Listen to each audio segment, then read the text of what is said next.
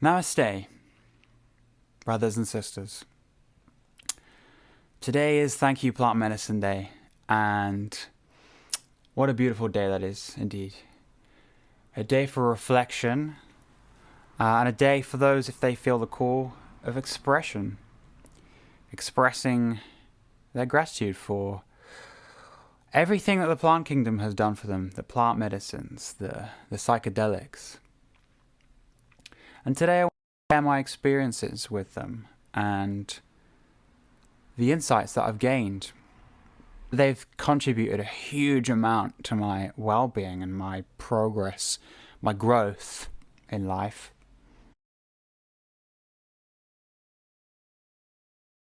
In 2019, I smoked DMT for the first time, and what an experience that was. I wasn't afraid. I was so intrigued. I'd been listening to a lot of Terence McKenna at the time. I really admire Terence McKenna for his honesty. There just doesn't seem to be any resistance when he expresses his truth, and that to me is impressive and admirable. So I had 3 puffs, which was very small. There was a little sense of like, whoa, the ego felt a little bit threatened by what was emerging.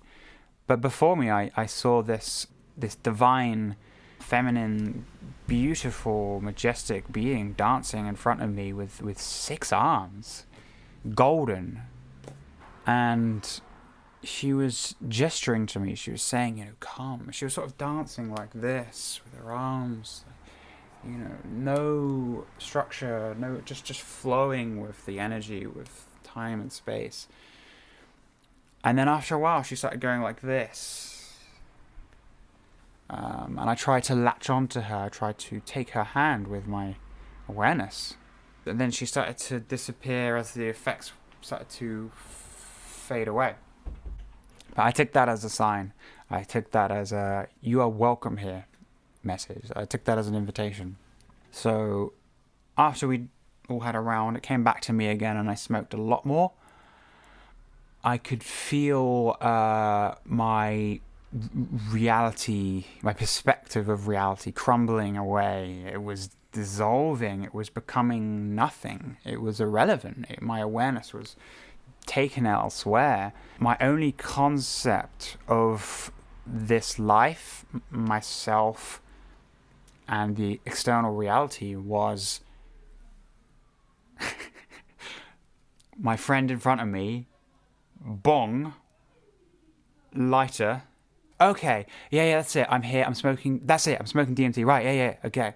Like I was drifting out, and then I did that last puff. This table has corners. It has edges. That makes sense. I can perceive it. I can make sense of it. I can work with it. But in this reality, words can't describe. Words can't symbolize or point to what I'm trying to say. But I remember these beings were like laughing at me, like swirling around me, kind of sort of going, like my ego was projecting into my visions, like, I think that I was taking myself too seriously. And I know Joe Rogan has spoken about this in one of his podcasts. When he went and had his DMT trip, the beings were like this to him. And then he realized, oh, shit, okay, I take myself too seriously. And when he realized that in the experience, the beings were like, now he gets it. There's that model where we're tapping into the unconscious eternal self, or at least the subconscious of individual consciousness, or we're tapping to another dimension where we are communicating with aliens. Or it's both. Perhaps we are communicating with aliens, but they're presented to us in a manner that we can perceive and understand. I don't know. I'm just speculating. It's fascinating. It's interesting. I digress. What I learned from the DMT experience was how I thought I had some idea of reality, what's real, what's true, what I know. I can't verify any of this to be true. What I thought everything to be true was just a tiny speck compared to the whole superstructure of potential or perception of reality.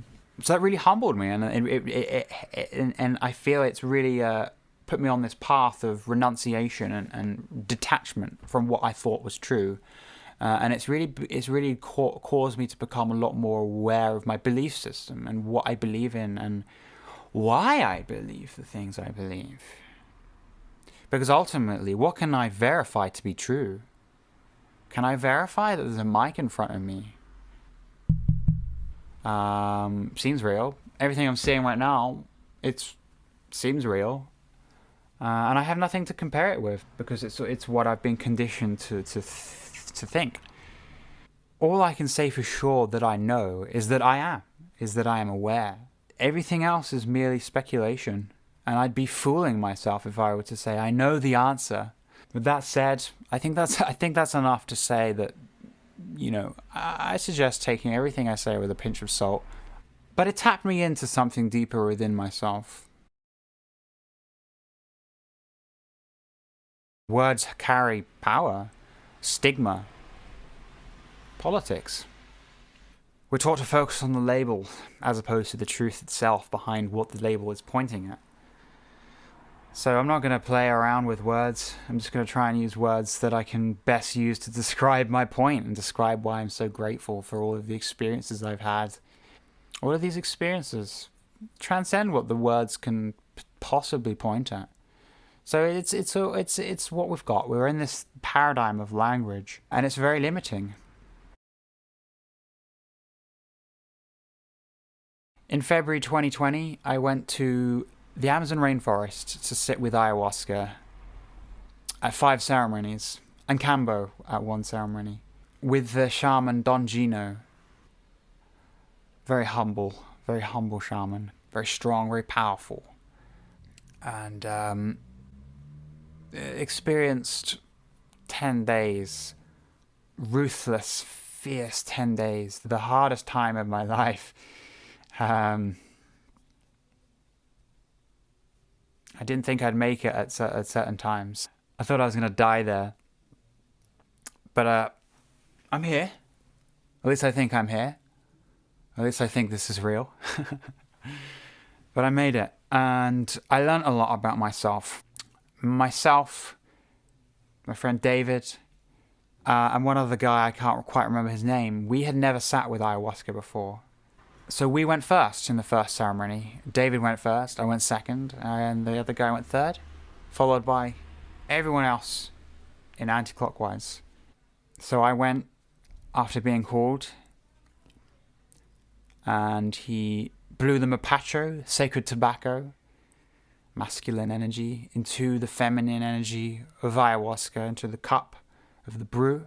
I drank the brew, I put it down, and I sat back down, and before everyone had got up to have their turn, I already could feel the effects coming on. It was beautiful. It was utter bliss. Love is the closest word I could describe to it. It was just, I am the source of love, or it's like I was tapped into that source of unconditional love. I think we're all that love. We can all tap into it at any point if we know how. I was embodying it. I could feel that love just like rippling all over my body. And that's the love that I have been craving, that I have been yearning for, that I have been seeking in the exterior world since before I can remember. It's this ongoing struggle of seeking. It was a beautiful experience, and I just remember just feeling like I want to share this with the world. I want to come back and shower the world with this. If the world could only feel what I felt, we would be healed. We would be in the golden ages. We would be living in harmony with ourselves. I found myself. I am love. That's what I am in my core, is eternal, unconditional love. I loved everything. I was scanning my awareness, and there was not a single aspect of my awareness in that moment that I just didn't love. All of the pain that humans have inflicted upon itself and upon the planet. I remember that. was very significant too. And then began the most challenging time of the journey, until the end of the journey, until the end of the 10-day Dieta. I can't describe the amount of pain that I endured, the amount of suffering, and the amount of struggling that I did. I was trying to fiercely cling on to myself. I was losing myself.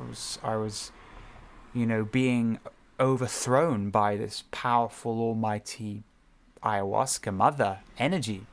And I was afraid of her. I was so afraid of her. I wasn't able to trust her. I'm afraid of revealing my vulnerability to this powerful energy. And so it was a fight. I was fighting her like, no, stop. Please. The amount of terror that was invoked in me is beyond words. I just remember bringing to mind all the people that I've loved. All of my friends, all of my family. I was imagining seeing them again one last time, please. I have to see them again. I have to make it through this. I have to tell them that I love them. It cannot end this way. I have to pull through. For my sake, and for the sake of my brothers and sisters, my ancestors, my children yet to walk on this plane of existence. I have to come back so I can share this message, share this love with the world. It's too powerful to keep raveled up and hidden in the mists. I fear we've severed our connection with ourselves, with our spirits, with God, with the divine creator that is us at our core. We've digressed. We've forsaken ourselves. And the amount of trauma and wounds that has manifested in ourselves, which we are now projecting into this God we're creating, this hierarchical system, this structure, that we orientate our moral compasses around, our ethics, the consensus thought, the conventional. We suppress ourselves, we hold ourselves back, because we've taught ourselves to do this. No one is to blame. This isn't about a game of blame. There's division enough as it is. We all came into the world. We came into our challenging upbringing. And yeah, we lacked the self-strength and cultivation to be able to stand our ground and say, look, no, this isn't right. I do not wish to be put onto this conveyor belt, put through this schooling system, taught to be a tool, a pawn in some rich man's chess match. I don't consent to having my sovereignty taken from me. And it is my responsibility that I have chosen to break this ancestral lineage of trauma, of suppression. For me, ayahuasca has taught me a lot about my fears, my relationship with the fear, with the sensations of fear. How do I work with this? Do I submit to my fear and run away? Or do I observe the fear, feel the fear, and have my wits about me? But proceed, perhaps. These feelings and these emotions, they're messages. And the mainstream medical model is all about tackling the symptoms, suppressing the symptoms, masking the symptoms, getting away with those symptoms. Those symptoms are grace.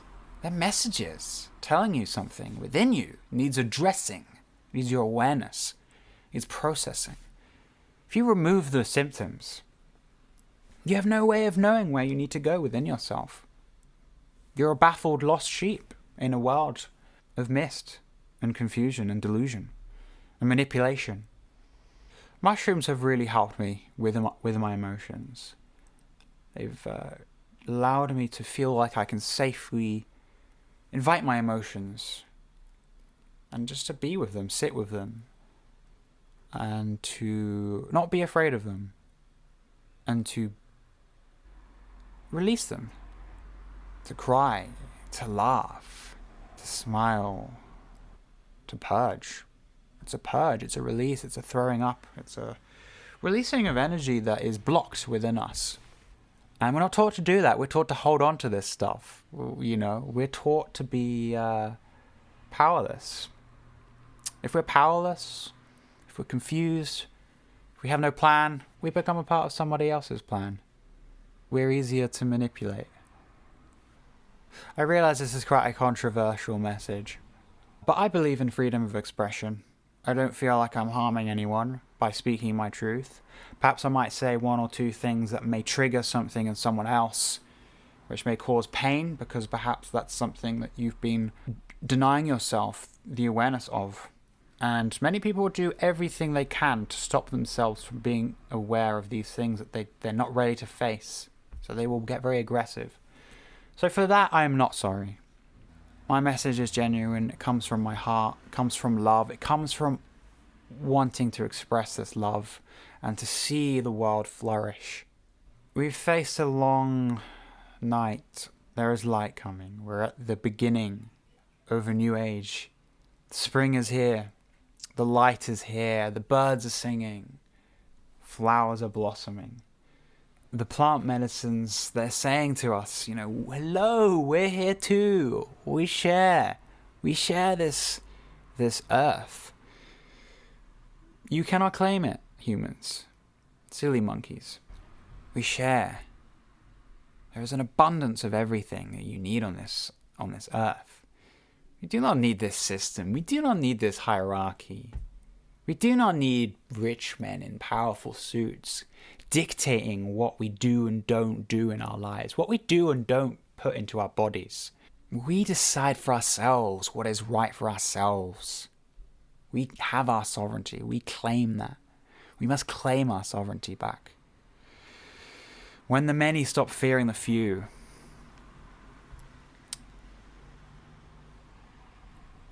we're at war with the earth.